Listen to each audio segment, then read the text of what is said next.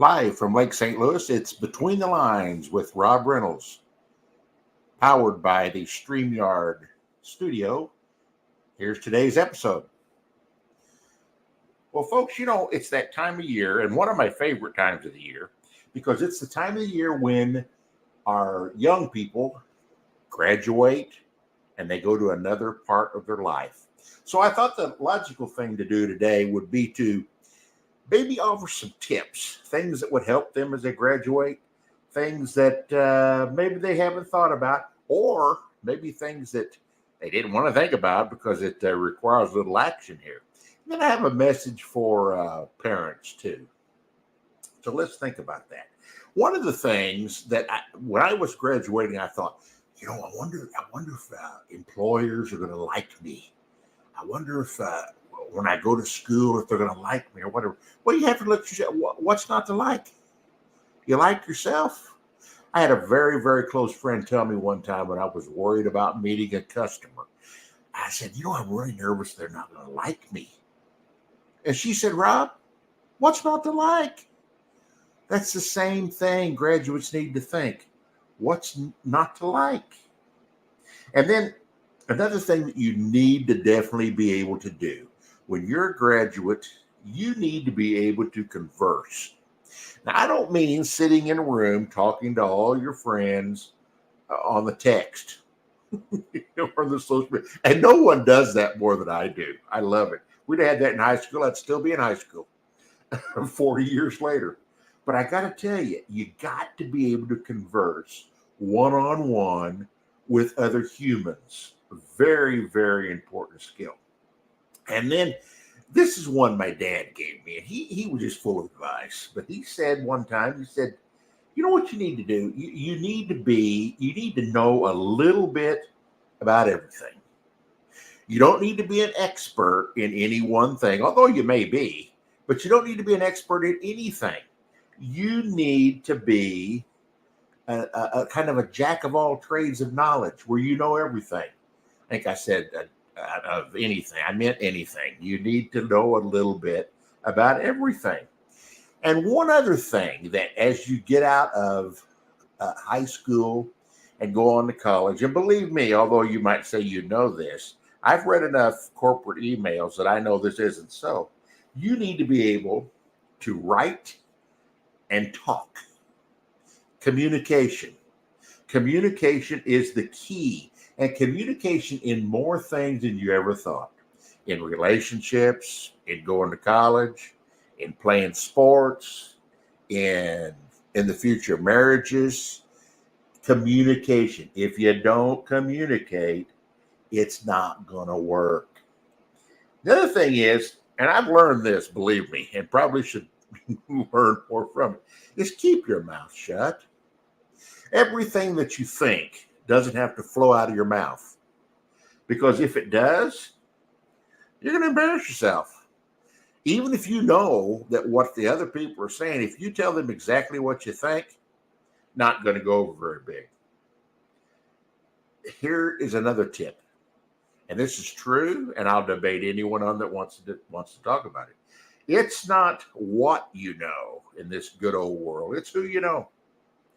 And what I mean by that is, from the relationship point of view, you have to have relationships with people, with customers, with friends, with people that you play on a team with your parents, with your friends. If you don't have a relationship, something more than, hey, how are you? You're not going to be very happy. This entire system is built on relationships. And if you don't do anything else, you will be, you're 80% of the way to being successful if you have relationships. If you have none, you're going to struggle. You're going to struggle a lot. And right with that, as you're building these relationships, remember, be humble. Now, that sounds really easy, but sometimes it's not. Let other people brag on you, not on yourself. Let other people brag, not brag on yourself. Now, I listened to another guy, happens to be a sports guy, but he brags on himself all the time. He's the smartest guy of this. He's the smartest guy than that. And I listen to him. And even though I enjoy his podcast, I'm thinking, I know about more than that you do. But it just turns people off when you come across by your own saying it as the smartest person there. Let other people tell you that. And related to that, I know a lot of people from all over the country are listening to this. People from the city, people from Texas, people from Southern Illinois, people from New York City, all over this. Remember, you're only from one place. Don't forget where you came from. If you're from New York City, you don't have to abandon New York City if you go out to work in Denver. If you're from Southern Illinois, be proud of it. I'm proud of it. I think it's a great place to grow up, raise kids, have a family. So don't forget where you're from. Don't act like you're something that you're not. And then have a variety of friends. Now, this is one thing that I will have to say that I did kind of work hard on without really knowing that it was. Just turned out that way. Is you have to have friends from all different walks of life. If you like sports, you need to know people that like sports. Gives you something to talk about. But you also need to know people that are just incredibly smart. The bookworms, the schoolies. You need to know those too. You need to know maybe the kids that they came from a different lifestyle, a different growing up path than you did. You need to know them. You need to know what they went through. You need to know a little bit about their life. That's kind of what it's about. And then always, I'm telling you, not sometimes, always have a sense of humor. Be you, not someone else. Have you heard of those people that they could say to you, well, good morning, and they piss you off? I know those people. They could say, hi, how are you? And you make you mad. It's just the way you know you. Be you and have a sense of humor. Now, along with that, let's talk about being critical. Be careful about giving advice because I can tell you a lot of people say, well, when they say, can you take criticism? Yeah, I can take criticism. Till you get it, then you don't like it. So if someone doesn't want it and they don't ask you for it, don't give it to them because they probably don't want to hear it, even if they tell you they do. So be very, very careful about that. And then know how to go into a room and dominate that room. You've heard of people that come into a place and they're bigger than life, or everyone knows they're not because they go in and they have a megaphone and they're talking to everybody, but it's because they know the kind of the flavor of the room. They know the people to be seen by. They know the people to talk to. They're talking to a lot of people. That's the kind of thing that you need to be able to do. Not, oh, I'm not going to go to that. I'm so shy. Somebody might ask me a question. Well, I'll be. How about that? And then to a certain extent, and this is very controversial, not a lot of people agree with this, but I definitely think it's true. You will tend to be a lot more, I'll say, well-rounded. If you're pretty good, I don't say excellent, I'm not saying you have to be the best one that ever spoke, but you need to be able to speak publicly and not embarrass yourself. I mean, a lot of times you see that on television with athletes. Some of these guys are lucky if they can tell you their name. I mean, and it irritates me, being someone that knows my name, and on occasion I've repeated it. I mean, it bothers me when someone like that, a professional athlete, college athlete, you see it more with college athletes, they can't speak. It just irritates me. I don't know. Now remember this. Be informed, not opinionated. Because if you're not informed, your opinion doesn't matter. It really doesn't. Now, if you have an opinion and you're in a setting where that is wanted or needed, hey, you better be informed about what you're going to talk about. There is nothing worse than stating an opinion and someone says, well, did you know that, and you go, huh, no, I didn't know that. Nothing more embarrassing than that. Well, a couple more things. One is about attitude. Your attitude matters, gang. I used to work with a guy who said success is a matter of attitude. It was Sayamoa. Success is a matter of attitude. And it is to a lot of things. If you think you're going to have a bad day, you're going to have a bad day. If you think you're not going to do very well, you're not going to do very well. If you think you're going to go up to bat and get a hit, well, you may. If you think you're not, you won't. That's a guarantee. That's a guaranteed deal. So you got to have a great attitude on the whole thing. Let's look at some other things that are possible. Is a lot of times it's not so much, and this goes right with attitude. It's not what you say; it's how you say it. Have you ever heard your friend or your parents say to you, "I just don't like that tone"? Well, it's not because they're like a dog and they're hearing a high tone. It's because you said something that really they may agree with, but it's the tone. It's that snarky attitude. It's that kiss my butt attitude that people don't like. You gotta kind of get away from that. Now, another thing, this is the final thing before I have a little word for parents. Acknowledge the compliments. If someone cares enough to give you a compliment, then you should care enough to respond to it and acknowledge it. I'm really big on that. If someone says, you really did a good job with that, I always, if I don't, I need to be told about it.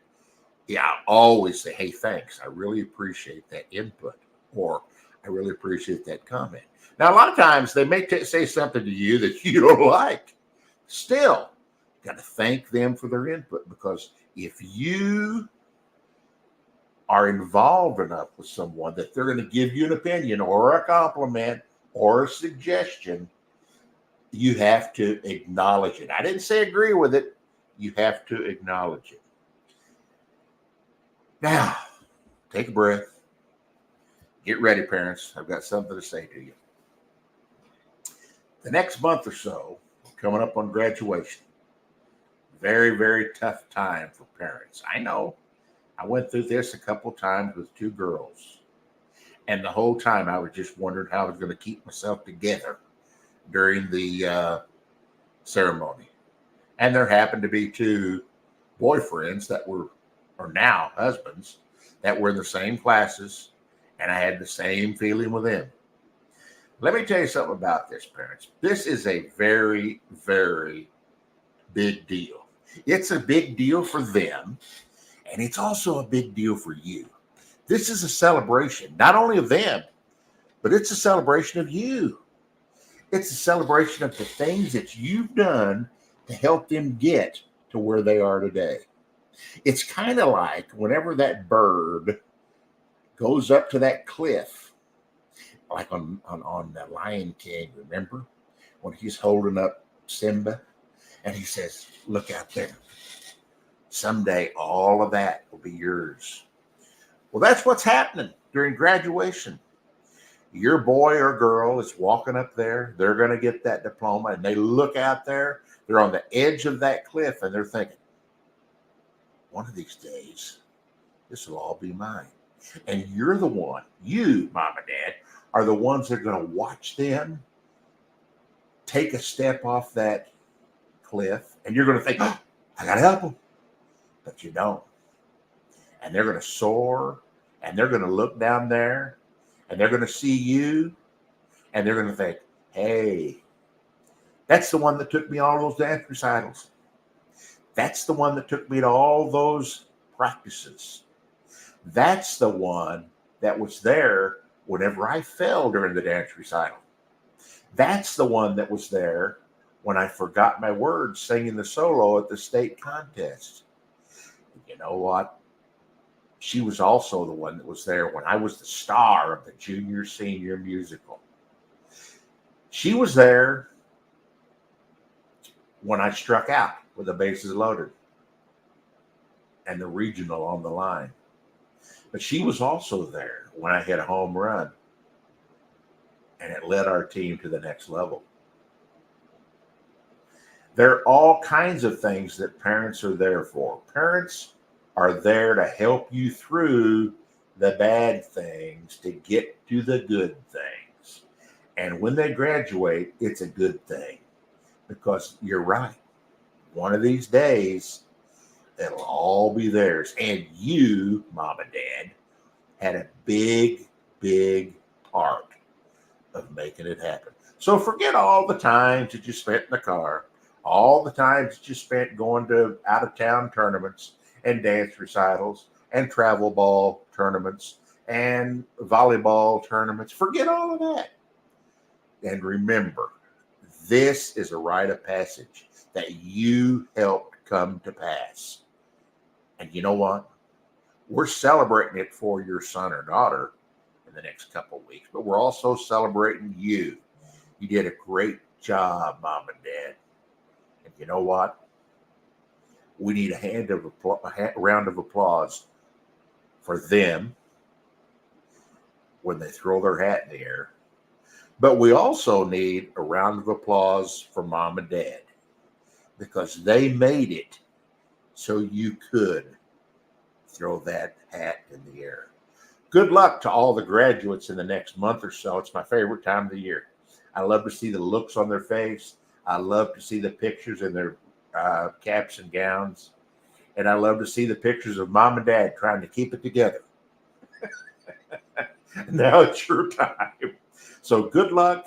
It's the end of the road here. Thank you. I appreciate you listening. We'll see you next time on Between the Lines. So long.